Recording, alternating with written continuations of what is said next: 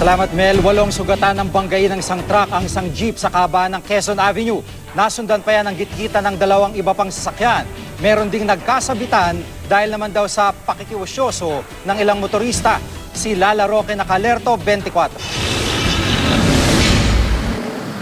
Matinding traffic ang idinulot ng banggaan ng trailer truck, pampasaherong jeep at isang SUV pasado 1:00 ng hapon. 3 sa 6 na lanes na lang ng Quezon Avenue ang nadaanan. Kwento ng mga biktima na bigla na lang daw sila sa mga pangyayari. Basta may nasundan ako na private, hindi ko nga alam kung nahabot ko.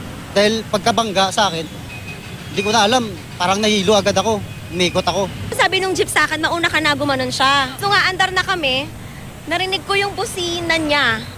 Tapos yung iyak ng gulong. Biglang kinat yung jeep, sir.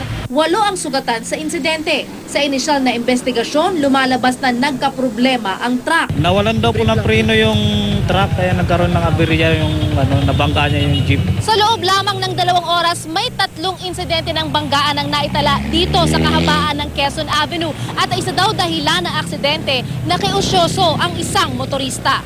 Nagkasagian ng isang bus at isang mini truck dahil sa kakatingin sa aksidente. Maya-maya sa kabilang lane, nagasgasan naman ng isang trailer truck ang kotseng ito.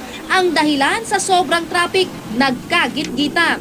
Nakakulong ngayon sa Traffic Sector 1 sa Balintawak ang driver ng truck habang patuloy ang investigasyon. Kwento ng driver, pag-arahe na raw sana sila sa Maynila. Humingi rin siya ng pangunawa sa kanyang mga biktima.